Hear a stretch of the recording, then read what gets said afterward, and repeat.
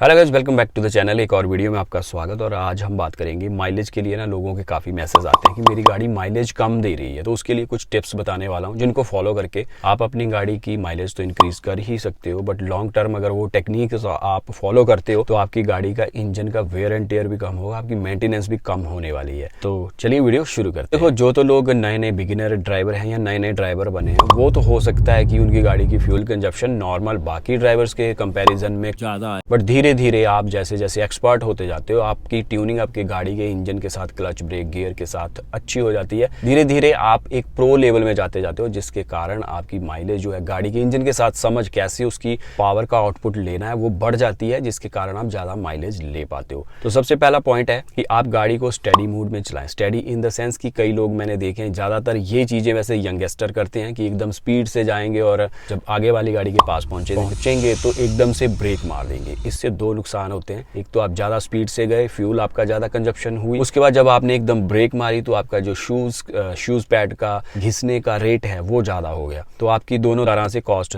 गाड़ी को आगे ले जाने की भी और रोकने की कॉस्ट भी जो है वो बढ़ चुकी है। उसके बाद हो सके तो जितना गाड़ी में कम वजन रख पाए वो कम करें। इनसेसरी चीजें कई बार हमने देखा कि घर में डिक्की में पड़ी रहती हैं। अगर 10-12 किलो भी कुछ पड़ा है तो वो बहुत ज़्यादा इफेक्ट करता है जब गाड़ी को आप चलाते हैं। जब लोड कैरी करके गाड़ी चलती है तो उसको ज़्यादा कंजप्शन की ज़रूरत, फ्यूल कंजप्शन की ज़रूरत होती है।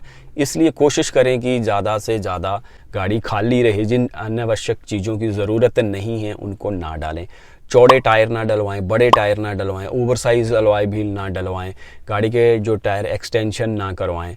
इन सब चीज़ों से जो है वो गाड़ी का फ्यूल कंजप्शन जो है वो बढ़ता है। उसके बाद इंपॉर्टेंट, बहुत ज़्यादा इंपॉर्टेंट फैक्टर है कि आपके जो टायर्स हैं उनमें जो रिकमेंडेड एयर प्रेशर है वो होना बहुत ज़रूरी होता है। अगर आपके टायर्स में प्रेशर कम है तो आपकी गाड़ी ज़्यादा लोड लेगी, ज़्यादा पावर इंजन को लगानी पड़ेगी, जिसकी वजह से फ्यूल की कंजप्शन ज़्यादा रहेगी। विंडो ग्लासेस का यूज़ कैसे करें? अगर आप लो स्पीड में चल रहे हो तो आप विंडो ग्लासेस को ओपन रख सकते हैं, बट जब आप हाई स्पीड में जाते हो तो आपको विंडो ग्लासेस जो है वो क्लोज रखनी चाहिए, या जितना मिनिमम पॉसिबल हो सके उतना गैप कम रखें, जिससे थोड़ी बहुत फ्रेश एयर तो आती ही रहेगी। बट कई बार हम ऐसा करते हैं कि हाई स्पीड में चल रहे होते हैं और विंडो ग्लासेस जो है वो पूरे खुले होते हैं, तो उसका नुकसान यही होता है कि एयर अंदर घुसती है और बाहर निकलती है, वैक्यूम क्रिएट होती है, तो एक रेजिस्टेंस की तरह काम करती है और गाड़ी को पीछे की ओर धकेलती है, जिसके लिए गाड़ी को आगे बढ़ने के लिए और ज्यादा एफर्ट्स, जोर लगाना पड़ता है, इंजन पे लोड पड़ता है, और जिसकी वजह से भी फ्यूल कंजप्शन ज्यादा होती है। इंजन ऑयल सही यूज करें, टाइम पे सर्विस करवाएं, एयर फिल्टर चेंज करवाएं। ये सब चीजें आपकी गाड़ी की एफिशिएंसी को इंप्रूव करती हैं। और हाँ, अगर आपका चलना काफी ज्यादा है, डेली चलने, गाड़ी चलाने की जो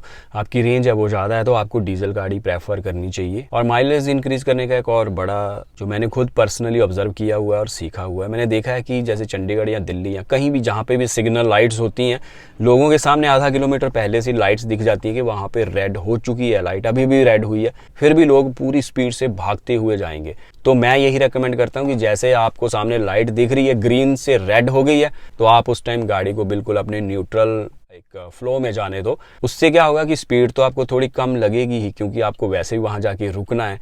तो आपका यहाँ से, जहाँ से आपने वो रेड लाइट देखी है, वहां से रेड लाइट के पास पहुंचने तक का जो फ्यूल है उसकी कंजप्शन बहुत कम हो जाएगी। तो इस तरीके से आप फ्यूल एफिशिएंसी को बढ़ा सकते हैं और अपना फ्यूल सेव कर सकते हैं। इसके अलावा जब आप ड्राइविंग हाईवे पे करते हो तो अगर आपकी गाड़ी में क्रूज कंट्रोल है तो आप उसको यूज करो, अदरवाइज आप एक निर्धारित आरपीएम पर गाड़ी को चलाओ, जिससे आपकी फ्यूल कंजप्शन जो है वो कॉन्स्टेंटली होगी और कम होगी। और हमेशा प्रैक्टिस करो कि आपकी गाड़ी के इंजन के आरपीएम जो है वो 2200-2500 से ऊपर नहीं जाने चाहिए अगर ये डीजल गाड़ी है, और अगर पेट्रोल गाड़ी है तो 3000-3500 के नीचे ही आप कोशिश करो कि आरपीएम को रखो। और ये आरपीएम काफी इनफ होते हैं आपकी गाड़ी को फुल पावर देने में, किसी भी सिचुएशन में गाड़ी को मूव करने के लिए। इसके अलावा जैसे मैंने लाइट में बताया कि लाइट्स अगर 180 सेकंड की है, 100 सेकंड की है, तो बेटर है गाड़ी बंद कर दो। रेलवे फाटक क्रॉसिंग पे आप खड़े होते हो, वहां पे भी गाड़ी बंद कर दो। सर्विस में पहले बता चुका हूं, बस सर्विस का ही पार्ट है। व्हील्स की अलाइनमेंट जरूर चेक करो। अगर गाड़ी में अलाइनमेंट आउट हो रखी है तो इससे टायर्स तो घिसेंगे ही, बट गाड़ी को आगे मूव होने के लिए थोड़ा ज्यादा जोर लगाना पड़ेगा, जिसकी वजह से फ्यूल की कंजप्शन ज्यादा होगी। बाकी हाँ यार, कभी कभी क्रूज मोड में आप चला सकते हो, मजा लेने के लिए गाड़ी इंजन पावर फील होनी भी चाहिए, वो अलग चीज है, वो आप पे डिपेंड करता है। बट इन सारे टिप्स को फॉलो करके आप अपनी गाड़ी की माइलेज, फ्यूल एफिशिएंसी को इंक्रीज कर सकते हो और अपना समय और पैसा दोनों ही बचा सकते हो। वीडियो अच्छी लगी तो चैनल को सब्सक्राइब करें। मिलते हैं एक और नई वीडियो में, तब तक के लिए bye bye and take care.